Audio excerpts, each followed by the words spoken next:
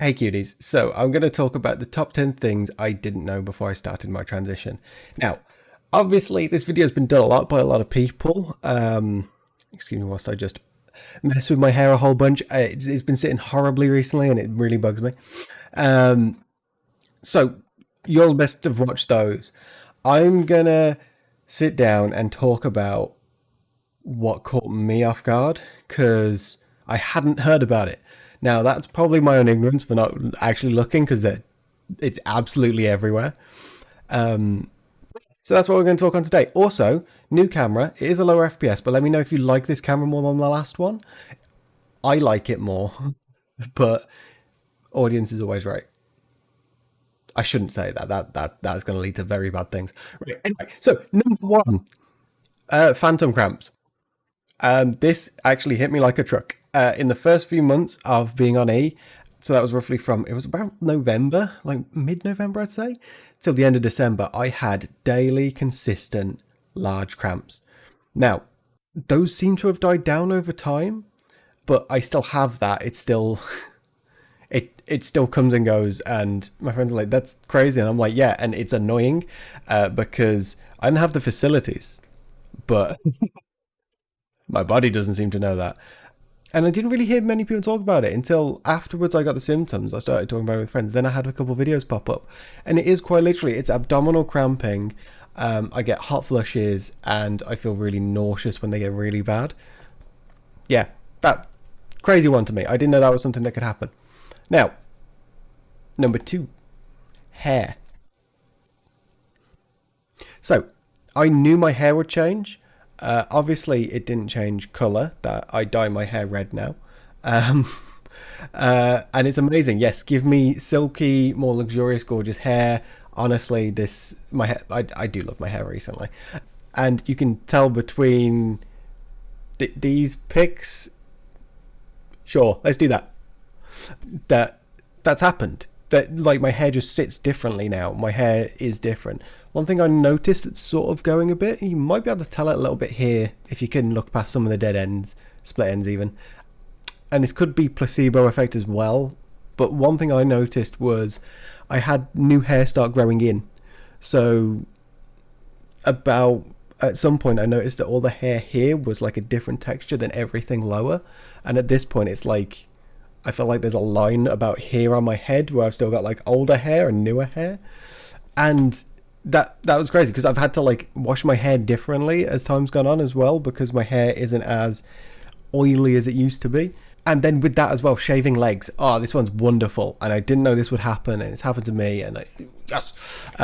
Obviously the hair everywhere changes. Everywhere. And so the hair on my legs was shaving was quite thicker hair, and so I'd get strawberry legs all the time, and it used to be quite frustrating. And now it's like finer hairs, and I get like almost no bumps, and I've not changed how I shave. I've not changed anything.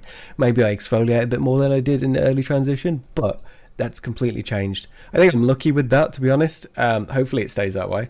But yeah, I have a skin condition on my arms, so they usually look all like this. This has gone down as well because it's to do with follicles, and I have been so happy with that as well. So it's not just hair on your head, it's a bit of hair everywhere. Number three, libido. Yeah, it's gone. I know it affects everyone differently. Even on estrogen, I was still... I'm not going to be able to word this out well. It's YouTube friendly, so you'll have to read between the lines. I was still an active person, and now it's just sort of gone... Again, estrogen, it sort of waned a little bit, but when I recently started actual T blocker, that just gone. And actually it's given me a huge different perspective on that sort of stuff, where it feels a lot more, there's a thunderstorms and everything going on right now, so all the dogs are kicking off. So it feels a lot more emotionally charged and everything like that. And obviously I still have the drive, I still have the want, and there's the motive, but the want and the everything behind it feels so much different now. And it feels, I know, it feels euphoric in a way, like to have this sudden difference to how you see all of that stuff. It's fun. Well, number we on? Can I count? Yes. 4. Boobs. Boobs are great. I have them now. I just woke up one day and they were here. Now, obviously, growth varies from person to person at the start, especially like I'm only 10 months in. I know people who are on it for years and only have small growth. So, quite privileged in that. Hands up. I didn't know how sensitive they would be. At the start, I'm partially sighted, so I walk into door frames a lot. Didn't matter as much when you didn't have boobs, but then suddenly when your boobs are at the forefront of what you're going to walk into, oh my god, and they are so sensitive. And it even came down to like certain types of t-shirts and everything I just couldn't wear because it was too much. I had to make sure that bras that were like super tight so it wouldn't rub on anything. And they're still sensitive now. That seems to have gone down a little bit, but it seems to come in waves. The weirdest thing is nipple shape. Completely changed. Now, I knew there'd be some change, but I didn't know that the entire thing would completely change. I was like, I don't know, grossed out is not the right word, but like oddly aware of how it was changing. Obviously, I'll try and explain it. Again, YouTube friendliness, bigger, but I didn't know nubbins would appear, like the little bits on the end. I didn't know those would pop out and just be there. And it's just so, it's so weird because like, yeah, of course that happens. How didn't I know that was something that would happen? And also, how didn't I know that was something that was going to happen quite quickly as well? Number 5. This is a big one recently, and my friends can all attest to this. Emotions. I feel so much now. So yeah, I've always been an emotional person before, and it now just feels all the more prevalent. If you watch my streams and we ever talk about heavy stuff, you'll see me tear up more than likely. 2 of the videos I've posted, I've teared up, and I try to not cry in my videos. And to be honest, yeah, like one of the things you see on stream is me get emotional, and people just sharing love in any form, and that's totally like a therapy thing, but we'll get past that. It just feels like I'm more in touch with how I feel in the moment, and I do think some of that is probably estrogen, like more heightened like emotions, being more in touch with myself. But also I think a lot of it is to do with the journey, having to have been through therapy, having to have talked to professionals about how I feel and where I'm at, makes me all the more aware of just me in the moment, which helps me connect with my emotions even more so. I had to scroll down this list. I wrote a lot, and there's only 10 things. Okay, skin. Number 6. Skin. So one thing you read about is how your skin will change. So I did sort of know this, but pre-transition I had like this little skincare routine that was quite oily. The second I started to eat, I just dried out a whole bunch and my skin got super flaky. And so I had to change up my skincare routine. And I didn't know it would be that. It was like a switch where I had like really oily T sections and everything like this, and then suddenly. So I would also say get some products, get some routines in place, and be aware you might have to change it. That is also, I have quite bad complexion. I didn't wash enough as a kid and all that stuff. Like I had really bad hygiene for many years. And so my complexion's quite poor. One thing I've noticed is like with say fat redistribution happens on your face, more fat is coming in here, which is actually sorting out my skin, sorting out the bags under my eyes and everything, to a way that I'm really happy with it as well. Now, I had no clue what happens to your face. And this feels like a really recent thing. I was talking to my friends about it, that I'd look in the mirror and just be like, I have a prop here. I'd just be like, who is this? Like, I recognize this person. This is this me that I've been trying to see on the inside for so long, and now it's here because my face just has actively changed up and it's different now. It's so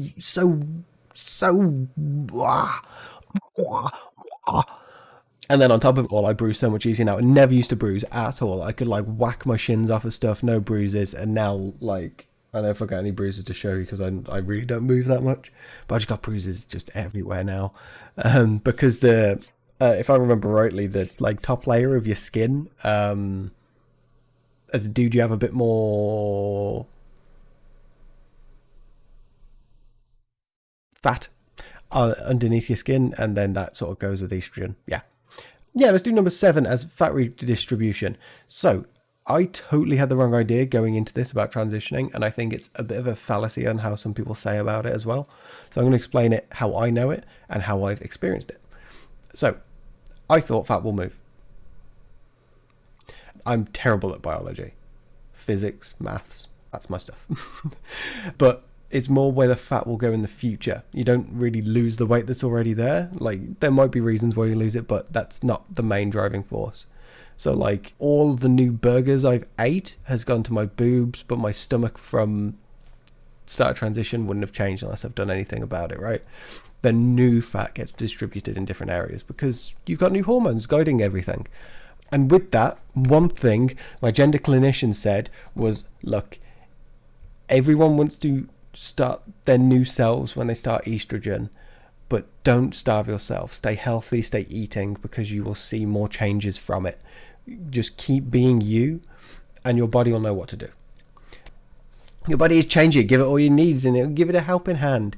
Eat those burgers, or if you're vegan, eat those avocados. They're high in the similar sort of fats. Look at that. That's the old chef knowledge being pulled out. 8. Smell.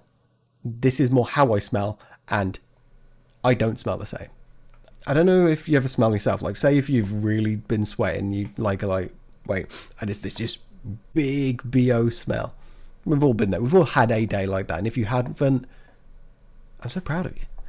You get used to that. Again, 30 years as like living in the other body, I got used to that smell. I knew what that smell was. Now I smell different, and it's weird because it's like, yeah, I need a bath, and be like, that's different. Like, that's a different stink than usual. That's it. It still stinks. I don't smell like roses, but there is a different scent to me now. And the only way I can put it is I smell more womanly. I don't know what that means, but if people have experienced it, that's exactly how it smells to me. And it's so weird because it's just one of these things, yeah, you live with for so long, and then suddenly it's like that tiny little thing that's been with me this whole time. My sweaty ass smell now smells different. Okay, so number 9.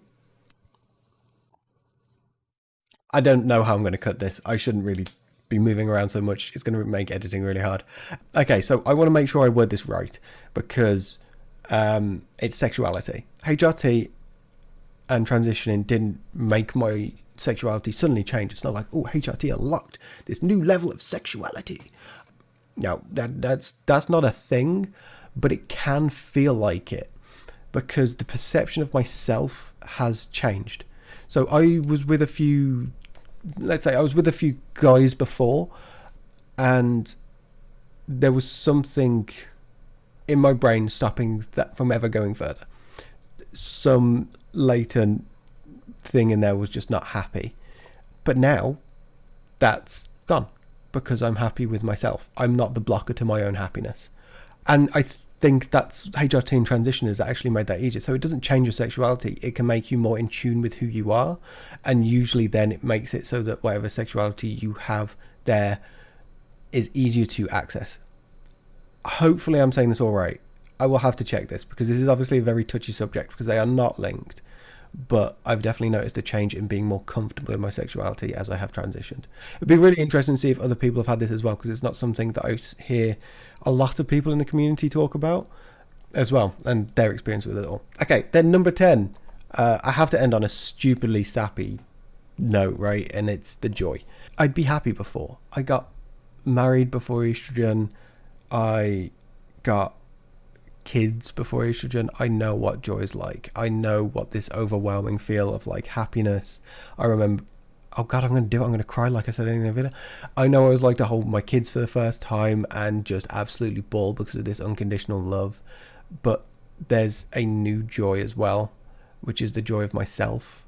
It's the joy in being happy in who I am. I look in the mirror every day, being able to live as myself, and that's helped my mental health so much. All of the changes I mentioned before just weave into this tapestry that make me who I am, and that new feeling is even more amazing. There's just extra levels to every joy. Like, it doesn't invalidate the feelings I've had before on anything. It's just like, here's this new level of me being able to appreciate myself in amongst the lives I've built around me, if that makes sense. I don't know. I feel like I worded that one badly. Have at me in the comments. Because that's the 10 things that I don't know, I don't hear people talk about enough, or I've just completely missed those videos. So yeah, honestly, these I actually watched a bunch of videos on like these are things to I just clicked my neck. These are things to experience when you transition, and this is this, and this is this. And I watched them all, and I don't feel like I've had the same experience. Everyone's experiences seem to be completely different. Hopefully, in some way, this has been informative. Hopefully, in some way, this means that you don't feel as alone in your transition or something. You're like, I have that, and you haven't heard it anywhere. That's what I'd really like to see. I'd like to be able to know that everyone's journey's different, and it's really interesting to hear other people's as well. I feel like that was a really big tangent. Yes, but anyway, I have a bunch of videos that I want to make, and I have like a list. But honestly, if there's anything you want to hear me talk about, put a comment down below. Join my Discord. Put stuff down like, oh, I'd like to see this video, because I do have a big long list. So I keep staring at myself because I'm right behind the new camera. I don't. Maybe that'll look better now. So, how do you end YouTube videos? Subscribe, hit like, and there's like bell button or something that you can hit, and then you get a notification. Tickle that little bell. That sounds wrong. But yeah, that's it for this video of Rory talks crap at a camera about transition. Bye bye. Bye bye bye bye bye bye.